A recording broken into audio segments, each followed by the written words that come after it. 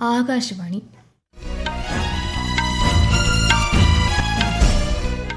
നമസ്കാരം. വാർത്തകൾ വായിക്കുന്നത് നിരഞ്ജന.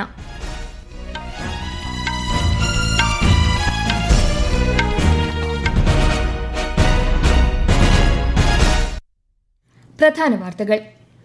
രാഷ്ട്രപതി ദ്രൗപദി മുർമുവിന്റെ 2 ദിവസത്തെ റൊമാനിയൻ സന്ദർശനത്തിന് ഇന്നു തുടക്കമാകും. വികസിത ഭാരതമെന്ന ലക്ഷ്യം ജനകീയ പ്രസ്ഥാനമാക്കുന്നതിൽ യുവാക്കൾ നിർണായക പങ്ക് വഹിക്കണമെന്ന് പ്രധാനമന്ത്രി Narendra Modi.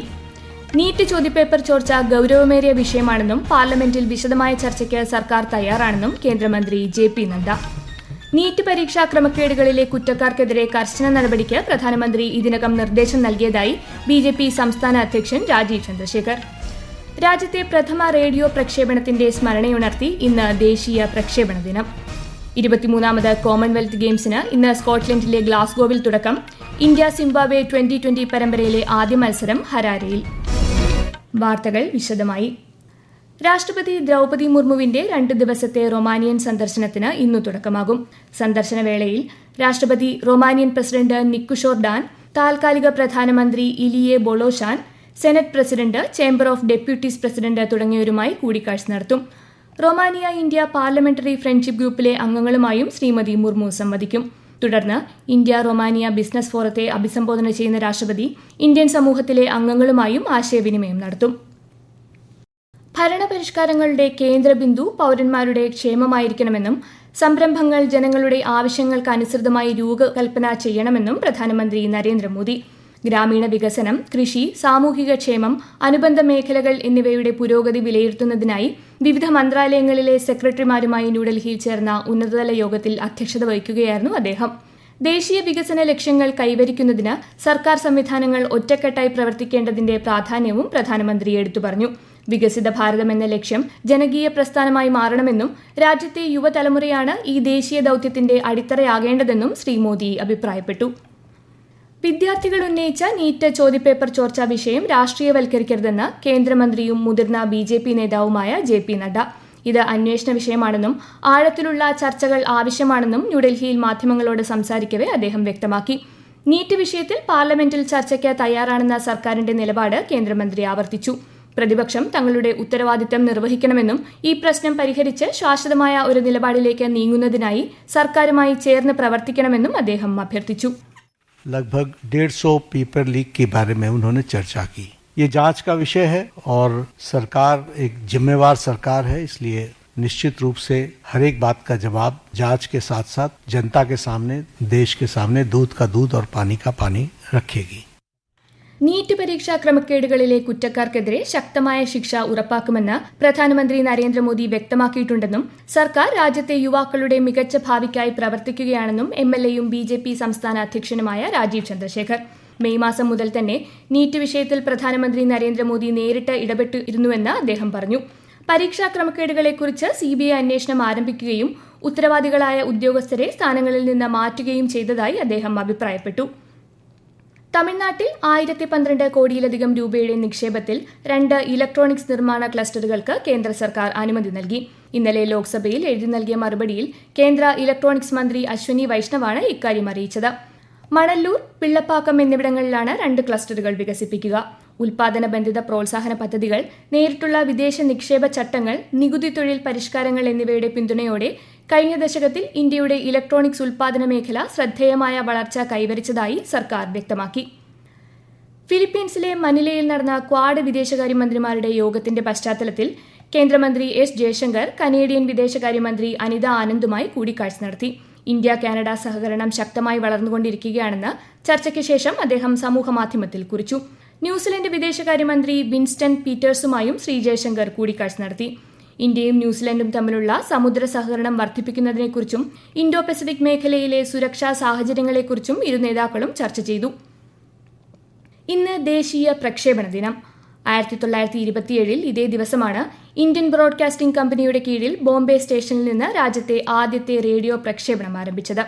1936 June 8 India state broadcasting service all India radio ആയി മാറി. വിശദാംശങ്ങളിലേക്ക്. ഇന്ത്യയുടെ വികസനം, വിദ്യാഭ്യാസ പ്രചാരണം, സാംസ്കാരിക സംരക്ഷണം എന്നിവയിൽ പ്രക്ഷേപണം വഹിച്ച നിർണായക പങ്ക് ഈ ദിനം എടുത്തു പറയുന്നു. സ്വാതന്ത്ര്യ സമരകാലത്ത് വിവരങ്ങൾ പ്രചരിപ്പിക്കുന്നതിനും ഐക്യം വളർത്തുന്നതിനും റേഡിയോ ഒരു ശക്തമായ ഉപാധിയായിരുന്നു. സ്വാതന്ത്ര്യാനന്തരം പ്രത്യേകിച്ച് ഗ്രാമീണ മേഖലകളിൽ സാക്ഷരത, ആരോഗ്യ അവബോധം, കാർഷിക അറിവുകൾ എന്നിവ പ്രോത്സാഹിപ്പിക്കുന്നതിൽ റേഡിയോ നിർണായക പങ്കുവഹിച്ചു. 1956 ദേശീയ പ്രക്ഷേപണ സ്ഥാപനത്തിന് ആകാശവാണി എന്ന പേര് സ്വീകരിച്ചത്. ബഹുജന ഹിതായ ബഹുജന സുഖായ എന്ന ആപ്തവാക്യം പൂർണ്ണമായും അന്വർത്ഥമാക്കിക്കൊണ്ട് ജനങ്ങളെ വിവരങ്ങൾ അറിയിക്കാനും പഠിപ്പിക്കാനും വിനോദത്തിനുമായി ആകാശവാണി പ്രവർത്തിച്ചു വരുന്നു. വൈവിധ്യമുള്ള ഒരു രാജ്യത്തെ വിവരസമ്പന്നമാക്കാനും ഒന്നിപ്പിക്കാനുമുള്ള റേഡിയോയുടെ ശാശ്വതമായ കഴിവിനെ കൂടിയാണ് ദേശീയ പ്രക്ഷേപണ ദിനം ആഘോഷിക്കുന്നത്. News desk, Akashvani. മുതിർന്ന IAS ഉദ്യോഗസ്ഥൻ അനുരാഗ് ജെയിൻ നീതി ആയോഗിന്റെ ചീഫ് എക്സിക്യൂട്ടീവ് ഓഫീസറായി നിയമിതനായി. 2 വർഷത്തേക്കാണ് നിയമനം. 1989 ബാച്ച് മധ്യപ്രദേശ് കേഡർ IAS ഉദ്യോഗസ്ഥനായ അദ്ദേഹം കേന്ദ്ര സംസ്ഥാന സർക്കാരുകളിൽ നിരവധി പ്രധാന സ്ഥാനങ്ങൾ വഹിച്ചിട്ടുണ്ട്. ഈ വാർത്തകൾ ആകാശവാണിയിൽ നിന്ന്. ആകാശവാണി വാർത്തകളും വാർത്താധിഷ്ഠിത പരിപാടികളും all India radio news Thiruvananthapuram YouTube ചാനലിലും all India radio news Thiruvananthapuram Facebook പേജിലും AR News_ തിരുവനന്തപുരം ഇൻസ്റ്റഗ്രാം അക്കൌണ്ടിലും AR News_TVM X ഹാൻഡിലും ലഭ്യമാണ്. കേരളത്തിൽ സ്ത്രീകൾക്ക് സുരക്ഷിതമായ രാത്രിയാത്ര ഉറപ്പാക്കുന്നതിനായി KSRTC ആരംഭിക്കുന്ന രാത്രികാല പിങ്ക് ബസ് സർവീസുകൾ ഇന്നു മുതൽ ആരംഭിക്കും. തിരുവനന്തപുരം സെൻട്രൽ ഡിപ്പോയിൽ നിന്ന് ഇന്ന് ഉച്ചയ്ക്ക് 1 മണിക്ക് ഗതാഗത മന്ത്രി CP ജോൺ പദ്ധതിയുടെ ഉദ്ഘാടനം നിർവഹിക്കും. സർക്കാരിന്റെ 100 ദിന കർമ്മ പരിപാടികളുടെ ഭാഗമായാണ് പിങ്ക് പദ്ധതി നടപ്പാക്കുന്നത്. തുടക്കത്തിൽ തിരുവനന്തപുരം നഗരത്തിൽ ടെക്നോ പാർക്ക് റൂട്ടിലാവും പിങ്ക് ബസ് സർവീസ് നടത്തുക. വിദ്യാഭ്യാസ മേഖലയിൽ കേന്ദ്ര സർക്കാരിൽ നിന്ന് ലഭിക്കാനുള്ള 1500 കോടിയോളം രൂപ വേഗത്തിൽ ലഭ്യമാക്കണമെന്ന് പൊതുവിദ്യാഭ്യാസ മന്ത്രി N ശംസുദ്ദീൻ. ന്യൂഡൽഹിയിൽ നടന്ന സംസ്ഥാന വിദ്യാഭ്യാസ മന്ത്രിമാരുടെ യോഗത്തിൽ സംസാരിക്കുകയായിരുന്നു അദ്ദേഹം. സമഗ്ര ശിക്ഷ കേരള പദ്ധതി ഇനത്തിലാണ് തുക ലഭിക്കാനുള്ളതെന്നും ഇത് PM ശ്രീ പദ്ധതിയുമായി കൂട്ടിക്കലർത്തരുതെന്നും അദ്ദേഹം അഭ്യർത്ഥിച്ചു. വയനാട് കള്ളാടി തുരങ്കപാത നിർമ്മാണ പ്രദേശത്തെ മണ്ണിടിച്ചിലുമായി ബന്ധപ്പെട്ട സമഗ്ര അന്വേഷണത്തിന് സംസ്ഥാന സർക്കാർ നിയോഗിച്ച വിദഗ്ധ സമിതി ഇന്ന് ഉച്ചയ്ക്ക് സ്ഥലം സന്ദർശിക്കും. ദുരന്തത്തിന്റെ കാരണം കണ്ടെത്തൽ, കേന്ദ്ര സംസ്ഥാന സർക്കാരുകൾ നൽകിയ പരിസ്ഥിതി അനുമതികൾ വിലയിരുത്തൽ, കരാറുകൾ വ്യവസ്ഥകൾ പാലിച്ചിട്ടുണ്ടോ എന്നിവ സമിതി പരിശോധിക്കും. 1 മാസത്തിനകം സമിതി റിപ്പോർട്ട് സമർപ്പിക്കും. കൊച്ചി മെട്രോയുടെ 2ാം ഘട്ട നിർമ്മാണത്തിൽ പുതിയ പാതയിലെ ആധുനിക ടെലികമ്മ്യൂണിക്കേഷൻ സംവിധാനങ്ങൾ സജ്ജമാക്കുന്നതിനായി KMRL പ്രമുഖ സാങ്കേതിക വിദ്യാ കമ്പനിയായ സീമെൻസ് ലിമിറ്റഡുമായി കരാറിൽ ഒപ്പുവച്ചു. കൂടുതൽ വിവരങ്ങളുമായി ആകാശവാണി എറണാകുളം ജില്ലാ പ്രതിനിധി P നഹീമ. സാങ്കേതികവും സാമ്പത്തികവുമായ വിലയിരുത്തലുകൾക്ക് ശേഷമാണ് സീമെൻസ് ലിമിറ്റഡ് ഏറ്റവും യോഗ്യമായ സ്ഥാപനമായി തെരഞ്ഞെടുക്കപ്പെട്ടത്. പുതിയ മെട്രോ പാതയുടെ സുരക്ഷിതവും കാര്യക്ഷമവുമായ പ്രവർത്തനത്തിന് ആവശ്യമായ സമഗ്ര ആശയവിനിമയ സംവിധാനങ്ങളാണ് ഈ കരാറിന്റെ ഭാഗമായി ഒരുക്കുക. യാത്രക്കാർക്ക് കൃത്യമായി അറിയിപ്പുകൾ നൽകുന്നതിനുള്ള സംവിധാനങ്ങൾ, CCTV നിരീക്ഷണം, അടിയന്തര ആശയവിനിമയ സൗകര്യങ്ങൾ, ഓഫീസ് ഓട്ടോമേഷൻ ശൃംഖല, സൈബർ സുരക്ഷാ സംവിധാനങ്ങൾ എന്നിവ ഇതിന്റെ ഭാഗമായിരിക്കും. ലോകോത്തര നിലവാരത്തിലുള്ള സുരക്ഷിതവും യാത്രാ സൗഹൃദവുമായ പൊതുഗതാഗത സംവിധാനം കൊച്ചിക്ക് ഒരുക്കുക എന്ന KMRLന്റെ പ്രതിബദ്ധതയുടെ മറ്റൊരു തെളിവാണ് ഈ കരാറെന്ന് അധികൃതർ അറിയിച്ചു. ദേശീയ ഗീതമായ വന്ദേമാതരത്തിന്റെ 150ാം വാർഷികത്തോടനുബന്ധിച്ച് വന്ദേമാതരം കനൽ യാത്രകൾ എന്ന നാടകം കവരത്തി ദ്വീപിൽ അരങ്ങേറി. കേന്ദ്ര സംഗീത നാടക അക്കാദമിയും ലക്ഷദ്വീപ് കലാ സാംസ്കാരിക വകുപ്പും സംയുക്തമായി സംഘടിപ്പിച്ച കൾച്ചറൽ ഫെസ്റ്റിന്റെ ഭാഗമായാണ് നാടകാവതരണം. 23ാമത് കോമൺവെൽത്ത് ഗെയിംസിന് ഇന്ന് സ്കോട്ട്ലൻഡിലെ ഗ്ലാസ്ഗോവിൽ തുടക്കമാകും.